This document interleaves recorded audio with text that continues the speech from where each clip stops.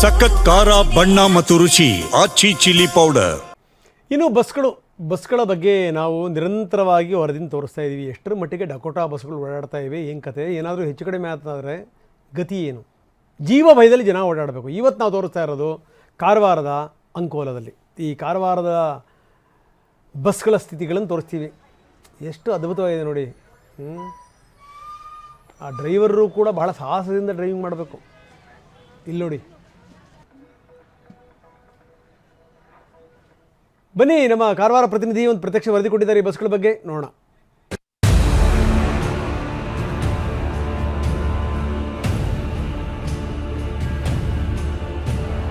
ಇವತ್ತು ನಾವು ಉತ್ತರ ಕನ್ನಡ ಜಿಲ್ಲೆ ಅಂಕೋಲ ಬಸ್ ನಿಲ್ದಾಣದಲ್ಲಿದ್ದೀವಿ. ನೀವು ಪ್ರಮುಖವಾಗಿ ಗೊತ್ತಿರಬಹುದು, ಅಂಕೋಲ, ಕಾರವಾರ, ಕುಮಟಾ, ಭಟ್ಕಳ ಇದು ಕರಾವಳಿ ಭಾಗದಲ್ಲಿರುವಂತಹ ತಾಲೂಕು ಕೇಂದ್ರಗಳು. ಈ ತಾಲೂಕು ಕೇಂದ್ರಗಳಿಂದ ಸುಮಾರಾಗಿ ಸಣ್ಣ ಸಣ್ಣ ಪುಟ್ಟ ಹಳ್ಳಿಗಳಿದ್ದಾವೆ.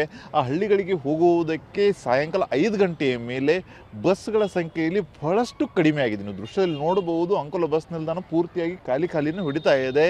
ಬಹಳಷ್ಟು ಜನರು ಖಾಸಗಿ ಬಸ್ಗಳ ಮೂಲಕ, ಖಾಸಗಿ ವೆಹಿಕಲ್ಗಳ ಮೂಲಕ ಹೋಗಬೇಕಾದಂಥ ಅನಿವಾರ್ಯತೆ ಉಂಟಾಗಿದೆ. ಅದರ ಜೊತೆಗೆ ಇನ್ನೊಂದು ಭಾಗ ಏನಂದರೆ, ಇರುವಂಥ ಬಸ್ಗಳ ವ್ಯವಸ್ಥೆ ಏನಿದೆ ಅದನ್ನು ಸಹಿತ ಅಷ್ಟೇ ಚಿಂತಾಜನಕವಾಗಿರುವಂಥ ಬಸ್ಗಳ ವ್ಯವಸ್ಥೆ ಇದೆ. ನೀವು ದೃಶ್ಯದಲ್ಲಿ ನೋಡ್ಬೋದು, ಈ ಕಡೆ ಇನ್ನೊಂದು ಬಸ್ ಇದೆ.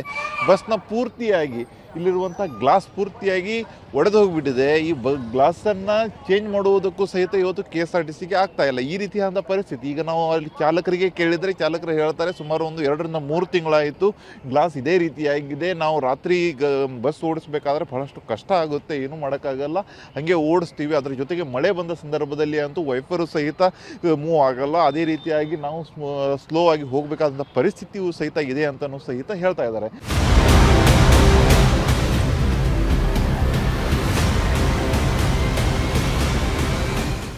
ನೋಡಬಹುದು, ಇದು ಒಂದು ಬಸ್ ಅಲ್ಲ, ಈ ಕಡೆ ಇನ್ನೊಂದು ಬಸ್ ವ್ಯವಸ್ಥೆಯು ಸಹಿತ ಅದೇ ರೀತಿಯಾಗಿದೆ.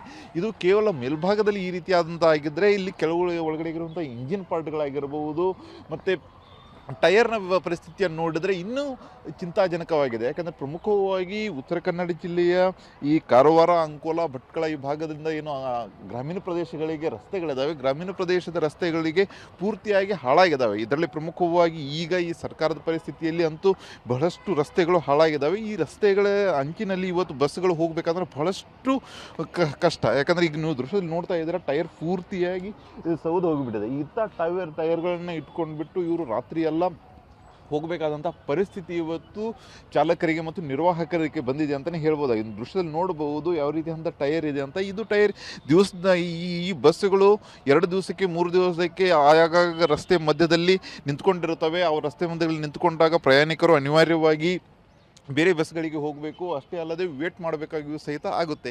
ಈ ನಿಟ್ಟಿನಲ್ಲಿ ಇವತ್ತು ಪ್ರಯಾಣಿಕರು ನಿತ್ಯವೂ ಸಹಿತ ಸಮಸ್ಯೆಗಳನ್ನು ಅನುಭವಿಸುವಂಥ ಪರಿಸ್ಥಿತಿ ಉಂಟಾಗಿದೆ. ದೃಶ್ಯದಲ್ಲಿ ನೋಡಬಹುದು, ಹೆಚ್ಚಿನ ಸಂಖ್ಯೆಯಲ್ಲಿ ಮಹಿಳೆಯರೇ ಪ್ರಯಾಣ ಮಾಡ್ತಾ ಇದ್ದಾರೆ. ಯಾಕಂದರೆ ಅನಿವಾರ್ಯವಾಗಿ ಮಹಿಳೆಯರಿಗೆ ಉಚಿತ ವ್ಯವಸ್ಥೆಯನ್ನು ಮಾಡಿಕೊಟ್ಟಿದ್ದಕ್ಕಾಗಿ ಮಹಿಳೆಯರು ಹೆಚ್ಚಿನ ಸಂಖ್ಯೆಯಲ್ಲಿ ಪ್ರಯಾಣ ಮಾಡ್ತಾ ಇದ್ದಾರೆ. ಪುರುಷರು ಖಾಸಗಿ ವಾಹನಗಳ ಮೊರೆ ಹೋಗ್ತಾ ಇದ್ದಾರೆ. ಆದರೆ ಇರುವಂತಹ ವಾಹನ ವ್ಯವಸ್ಥೆಯೂ ಸರಿಯಾಗಿಲ್ಲ. ಮತ್ತು ಅದರಲ್ಲಿ ಪ್ರಮುಖವಾಗಿ ಈಗೇನೆಂದರೆ ಬಸ್ಸುಗಳ ಸಂಖ್ಯೆಯೂ ಸಹಿತ ಕಡಿಮೆ ಆದ ಹಿನ್ನೆಲೆಯಲ್ಲಿ ಬೆಳಗ್ಗೆ ಬರುವಂತಹ ಬೆಳಗ್ಗೆ 8 ಗಂಟೆಗೆ ಬರುವಂಥ ಬಸ್ಸು 10 ಗಂಟೆಗೆ ಬರುತ್ತೆ, ಸಾಯಂಕಾಲ 5 ಗಂಟೆಗೆ ಬರುವಂಥ ಬಸ್ಸು 6 ಗಂಟೆಗೆ ಬರುತ್ತೆ. ಕೆಲವೊಂದು ಸಾರಿ ಬಸ್ಸುಗಳು ಹಾಳಾದ ಹಿನ್ನೆಲೆಯಲ್ಲಿ 3 ಗಂಟೆಯಿಂದ 6 ಗಂಟೆವರೆಗೂ ಅವರು ಬಸ್ ನಿಲ್ದಾಣದಲ್ಲಿ ನಿಲ್ಲಬೇಕಾಗುತ್ತೆ. ಈ ರೀತಿಯಾದಂಥ ಪರಿಸ್ಥಿತಿ ಇವತ್ತು ಉತ್ತರ ಕನ್ನಡ ಜಿಲ್ಲೆಯ ಪ್ರಮುಖವಾಗಿ ಇದು ಮತ್ತು ಕಾರವಾರ ಮತ್ತು ಅಂಕೋಲ ಭಾಗದಲ್ಲಿ ನಿತ್ಯವೂ ಸಹಿತ ಇಲ್ಲಿ ಜನರು ಕಷ್ಟ ಅನುಭವಿಸುವಂಥ ಆಗಿದೆ ಅಂತಲೇ ಹೇಳ್ಬೋದಾಗಿದೆ.